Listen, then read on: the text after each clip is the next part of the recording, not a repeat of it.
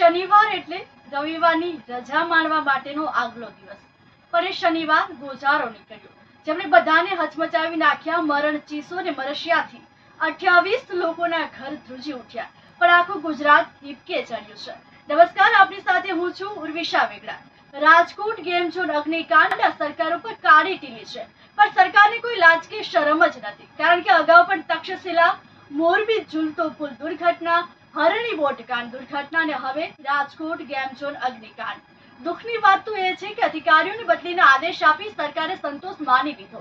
એથી પણ વધુ દુઃખની વાત એ છે કે સરકારે સહાય જાહેર કરીને દેખાડો કર્યો. તમે સહાય જાહેર કરો છો ત્યારે ક્યાં હતા જ્યારે કોઈ ચેકિંગ જ હાથ ધરવામાં નહોતા આવ્યા? સાહેબ એ જીવ હતા, કોઈકના ઘરના ચિરાગ હતા, કોઈકના ઘરની લક્ષ્મી હતી. માણસ અમૂલ્ય હોય, એના જીવની કિંમત ન આંકી શકાય. 99 રૂપિયા આપી એ 4 લાખની સહાય લેવા નહોતા ગયા,